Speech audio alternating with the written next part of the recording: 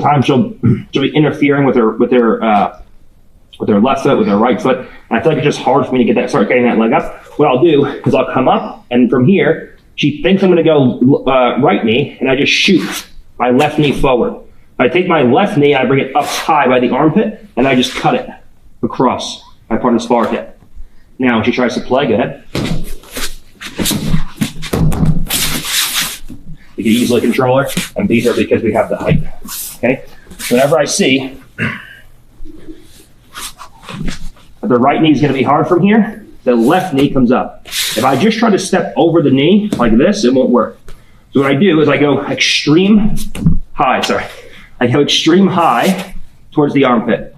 Then I go extreme low and I blade it into the near hip. So, and now I slide it all the way across. Now when she goes to beat me,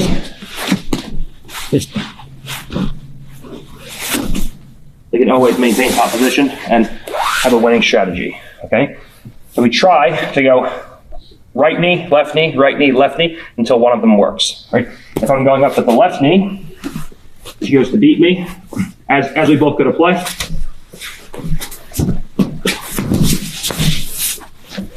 Okay, sometimes I try to go with the left knee and it fails. Maybe she brings her knee high and she drops down to her shoulder and she blocks me here. Okay, now there's no interference with my right leg. Let me just go in here. Now we build height. Now she goes to get back up. She can't do it.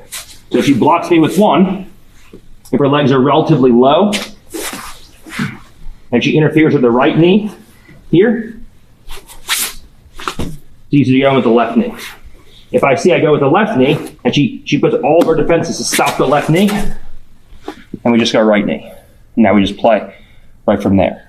Okay? So we can use both of our knees to dominate both of our partner's hips.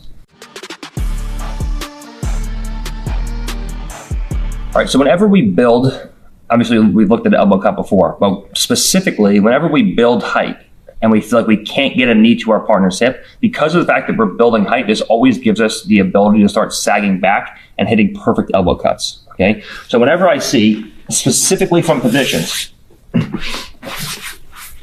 where I start trying to build height from here, especially if I come up into a four-pointed position, this is the perfect time for me to just quickly sit back and hit an elbow cut. Because whenever I start to build height, I'm always inherently making space between myself and my partner. So that's what allows me to start making elbow cuts relatively easy. Like even if she grabs inside of her own hamstring from here, and I go into a full 4-point, and she follows up with me, as she goes to get up from here, this is the perfect time to go in, hit that elbow cut, and then immediately start driving across, taking our partner's back, going into double legs, or flattening our partner back out. So anytime that we start to make space from our partner, even if we're trying to get a knee to the hip, and we feel like we can't do it, threaten getting a knee to the hip. As she's focused on the lower body, cut back, go upper body, and then move to your attacks from there. All right, so some combinations that we're going to look at are obviously reach back cross face. We're going to look at elbow cuts. We're going to look at far wrist. We're going to look at building height depending on what our partner's doing. We're going to look at Turks. Anything that we can do which will flatten our partner back out, whether it be through control of the hips with our knees, or whether it be through control of our partner's head and shoulders with some kind of upper body configuration, is what we're looking at. And obviously we'll look at more of this in the rolling footage. But when she builds up to this position, like when she goes to play, go ahead.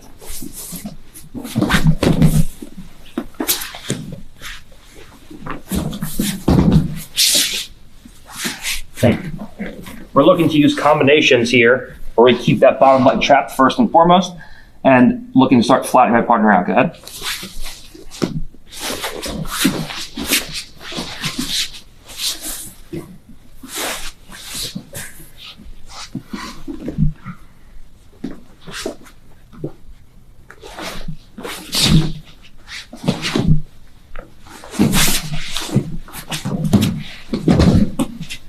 Okay, where we always have height, making sure my partner can never beat me at the head, can never beat me at the hips. We're always controlling the hips or the head and the shoulders. We use a combination, not just like one move at a time, but we use all these moves in conjunction with one another to get to success and flatten our partner back out and get them back in front of us rather than peeking around behind us with that overback grip. All right, so now let's look at our opponent heisting to the knees. We looked at it a little bit before, or I was just covering like that foot grab. If your opponent heists up, there are other things that they can do from this position. So let's deal with a situation where now, instead of beating my hip with her knee and bringing her knee back inside, like so, this time she goes in and she just heists up to this position. The second she goes to heist up into this position, the first thing we're going to look to do is immediately take our knee and just bring it up to our opponent's hip like so. She'll usually have this leg up, trying to start covering my far hip. So the second I see this, we immediately slide into a position like so. Okay, so now, right from here, we can either go in and we can use that same kind of crotch lock type scenario, where I can start putting weight onto her hands and just sitting back and getting her hands posted on the floor. Now I can beat her from here.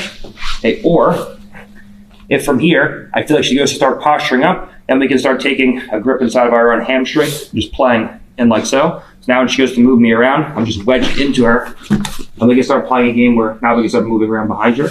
Again, that hamstring grab gives you a little bit better wedging effect, but not as much ability to move, whereas the crotch lock, or just the overback grip with the hamstring grab, with her hamstring grab, allows you to start pulling weight onto the hands a little bit better, moving around, scooting out, things like this. Okay, so at any point I see she goes to start building right up and out like so, we just play right like this. And now from here, when she goes to move, it's a pretty easy thing, start beating our partner from these positions. Okay, we can also play a game where as she goes to heist and make space, so the second she goes to heist away, we get an elbow cut back, where we come in here. And now right from here, we can just immediately go to a front tight waist. As she goes to start walking around behind me, we can just beat her, start walking around to the far hip, and start exposing turtle positions on our partner. If we feel we can't start building height, and going ear to back from here, then we can always, if like I'm trying to build height and she brings her head so high that I can't build height from here, and we just split across and go right into double leg. We throw our partner down from this position. And so it's more of a scrimmaging position than it is like a guard. It's like you just turn to a scrimmaging position, so you have to learn how to scrimmage from here. But there are ways we can start attacking your partner from here.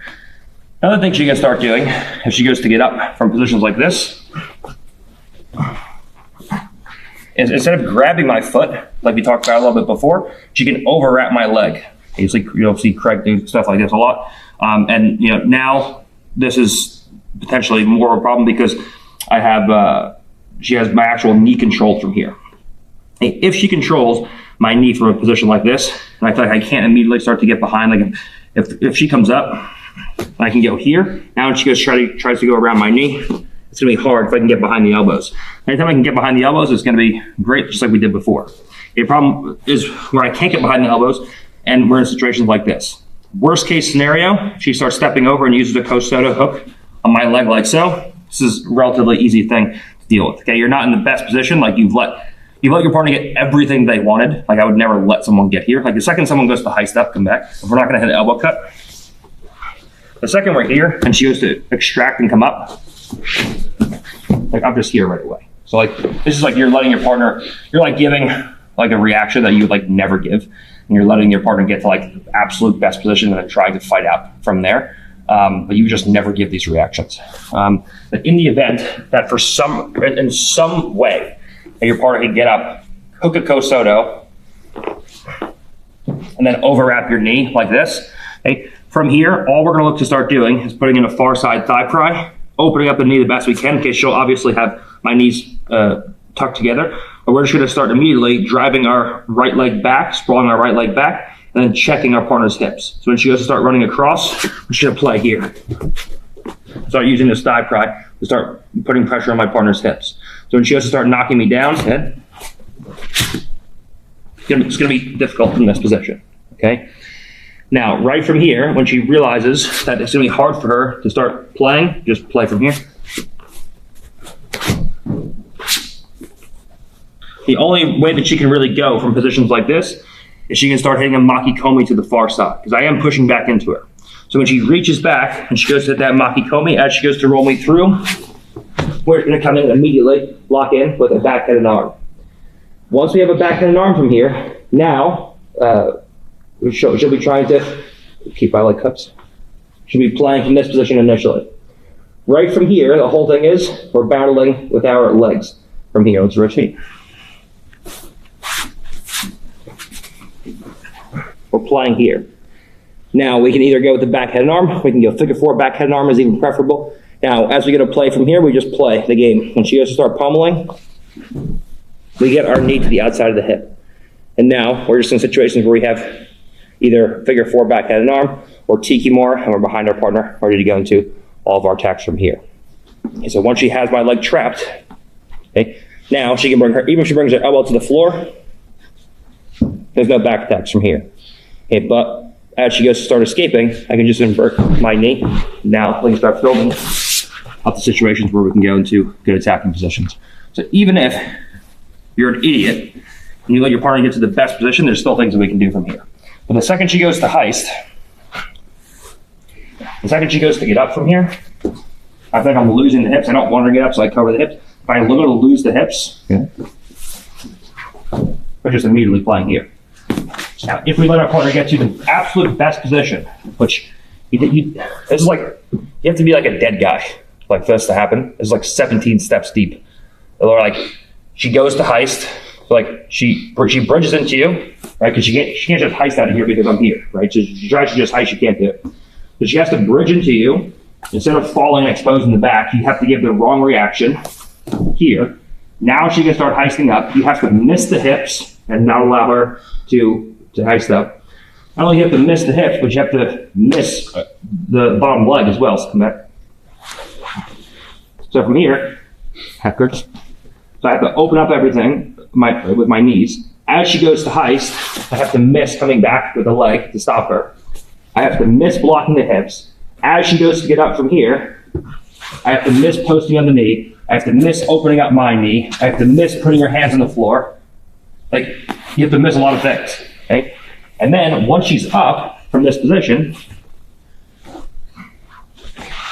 then I have to allow her to step over my leg. Like when she goes to step, I'm always hiding my leg and starting to walk my hips away. So I have to just leave my leg there and miss that. Then I have to have my knees together, like when she tries to go from the over back to over my knee. Like I have to go, I should be going here and getting behind my partner's elbows and playing in positions like this. So now when she goes to play, so you start getting behind the hips. So I have to let her hook the leg. I have to just keep my knees together. Like, there's like a dozen steps that you have to screw up to end up in this position. And even now you have good options. Like when she goes to put me down from here,